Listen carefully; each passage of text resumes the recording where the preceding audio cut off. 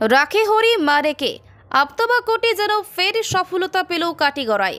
প্রায় 50 মহিলা কাটিগড়ায় সিদ্ধেশ্বর এলাকায় বরাকের জলে ভেসে প্রায় 7-8 কিলোমিটার অতিক্রম হওয়ার পর জীবন্ত অবস্থায় হরিটিকর বরাকের জল থেকে উদ্ধার করা হয়েছে। হরিটিকর দ্বিতীয় খণ্ডের দুই বাসিন্দা রূপক দাস ও রিঙ্কু দাসরা সকাল 8টা নাগাদ নৌকা নিয়ে মাছ ধরতে ছিল। হঠাৎ রূপক দেখতে পায় নদীর ওপরে দুটি হাত যেন হাত ছানি দিচ্ছে। এমন দৃশ্য দেখে রূপক সঙ্গে সঙ্গে নৌকা নিয়ে গিয়ে পাশে গিয়ে হাত দুটো ধরে টানতে থাকে। পাশে থাকা রিঙ্কু দাসও তাকে সহায়তা করে। দুজনে মৃতপ্রায় অবস্থায় থেকে উদ্ধার করেন এক 50 মহিলা নৌকায় তুলে নিয়ে আসেন। সঙ্গে সঙ্গেই তাকে পাঠানো হয় কাটিগড়া মডেল হাসপাতালে।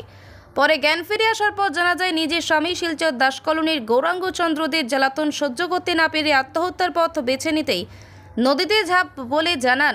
নদীর জল থেকে উদ্ধার হওয়া অলি রানীদের জানান সিদ্ধেশ্বর কপিলাশ্রমে পুজো দেন। তার এই ঘাটেই বরাক নদীর জলে পড়েন তিনি। খবর দেওয়া হয় কাটিগড়া পুলিশের কাছে। পুলিশের সহায়তায় বাড়ির লোকের কাছে খবর দেওয়া হয়েছে। পরে পরিবারের লোকজন আমার নাম অলি রানী দে।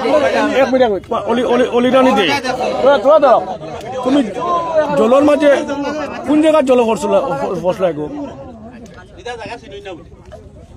তুমি যে নদীর মাঝে পড়ছো যে বাইরে বাইরে আইছো যে তোমার এখানে ধরা হয়েছে, কোন জায়গা ফসলায়? আমি সিদ্ধেশ্বর নিরা কোন জায়গা কইতে পারতাম না। এটা জলের মাঝে ফল লাগিলা, তুমি নিজে করছো নি? আমি আমার বাড়ির থেকে বাইরে করিয়া মারতে মারতে মারতে মারতে আমি আশ্রম গিয়ে থাকছি, আমার গুরুদেবের আশ্রম। আচ্ছা হইব মা হইব হোক ওই যে তোর ইঞ্জিনিয়ার গিয়ে তারা আনছে আমার অত মায়ের। আমি কৃষ্ণকান্ত যে তার কাছে এফআইআর দিছি, জামাই আমার জামাইয়ার বেটিটার প্রিয় দিছি। 2 দিন পরে পরে গরু গিয়ে আমার অশান্তি দিয়ে টর্চারিং করে মায়ের দায়ের পরে আমার। তুমি যে এখন জলে বললা যে তুমি নিজে তুই ফসলাইনি, ওখানে আমি আমার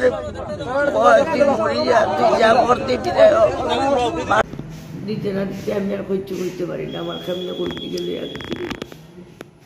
মানে স্বামী কিতা করুন আপনার মায়ের দূর করুন না মারামারি করুন না নি? আপনার ছেলে আসুন নি? না, ছেলে বলে কেউ নাই। এটা কিতা ফ্যামিলি অন্য ব্যাপারে আর কি, অন্য মেয়ে লোক ব্যাপারে ওটা কি মানে আপনার স্বামী অন্য মেয়ে লোকে আসক্ত আছে মনে হয় না কিতা? এটা একটা না ধরে বেজানো আছে, কিন্তু ওখানে এটা মারাত্মক আর কি, ওটার লেভেলে বেজান পিঠাটাই দাঁত ভাঙ্গি লিখছি মারিয়া রক্ত রক্তাক্ত কতটা বেইল বাড়ি। এটা তো এটা আমার মালিকে কইছে ঘর তারা কথা গড় দেওয়া। আজকে কালকে তাকে ওষুধ দিয়েছেন, অত দিনে ওষুধ কিনলে কবে তোর ক্যান্সার নিয়ে কাঁদছে। আমি তোমার বউ খাইতাম না নি গো।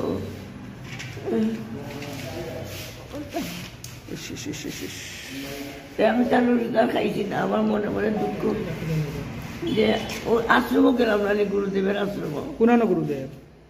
তারাপুর বৈকুণ্ঠ ধাম। আমার গুরুদেবের আশ্রম গেছি, তারা এনজিও গিয়া মেয়েরা গিয়া আনছে। তা আমার যার বাড়িতে আমার মেয়ের জন্ম হয়েছে তারা বিয়াও করাইছে। আমি 5-6টা ভাই বোন নিয়ে আমার আর তো বিয়া হয়েছে না।